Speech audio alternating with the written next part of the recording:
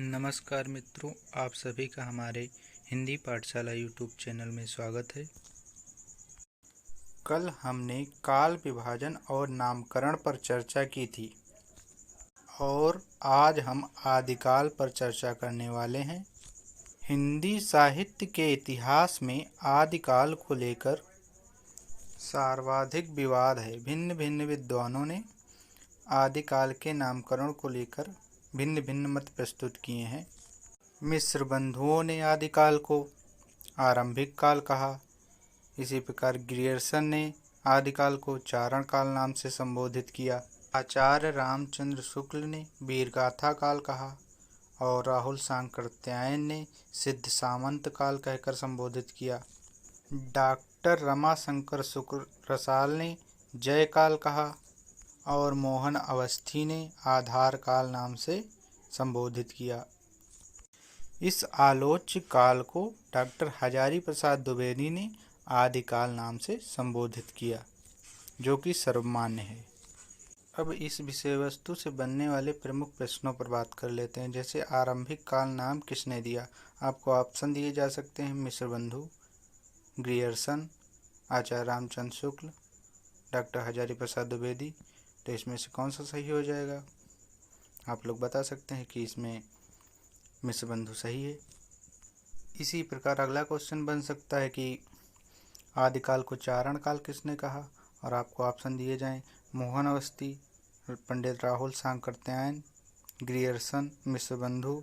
तो इसमें आप लोग आंसर चुन सकते हैं कि आलोच्य काल को चारण काल ग्रियर्सन ने कहा है। और यदि आपसे पूछा जाए कि आदिकाल को आधार काल किसने कहा, तो आप लोग बता सकते हैं आदिकाल को आधार काल मोहन अवस्थी ने कहा है।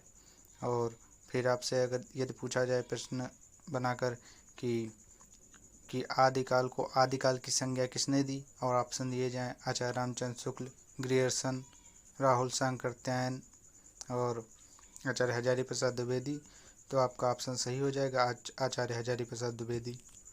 यदि आपसे पूछा जाता है कि आदिकाल को जय काल किसने कहा, और ऑप्शन दिए जाएं आपको: मोहन अवस्थी, डॉक्टर राम कुमार वर्मा, रामचंद्र शुक्ल, रमाशंकर शुक्ल रसाल। तो आदिकाल को जय काल रमाशंकर शुक्ल रसाल ने कहा है। ये सही हो जाएगा आपका। और इसी प्रकार यदि अगला क्वेश्चन आए कि आदिकाल को बीज वपन काल किसने कहा, तो आप लोग बता सकते हैं महावीर प्रसाद द्विवेदी।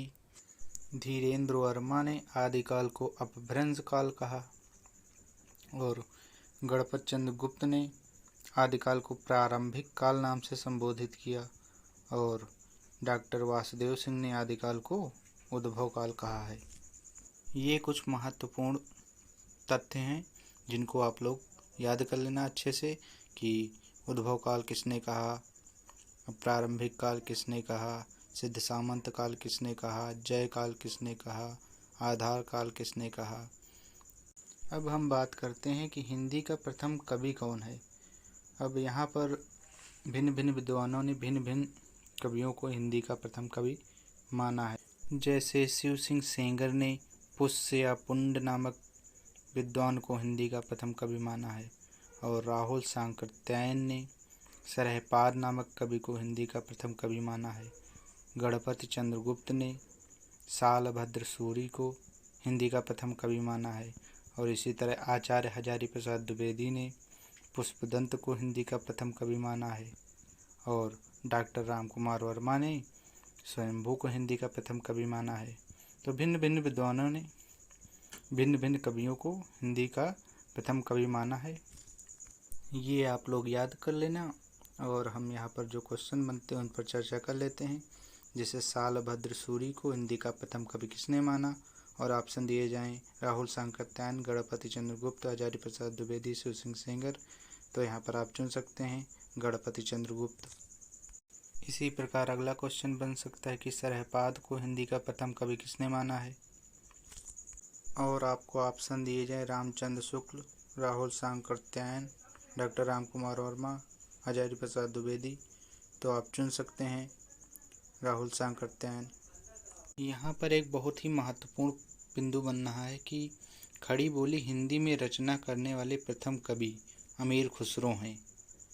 इसी प्रकार अगला पॉइंट है, डॉक्टर गणपति चंद्र गुप्त ने अपने ग्रंथ हिंदी साहित्य का वैज्ञानिक इतिहास में शालभद्र सूरीकृत भरतेश्वर बाहुबली रास को हिंदी की प्रथम रचना माना है।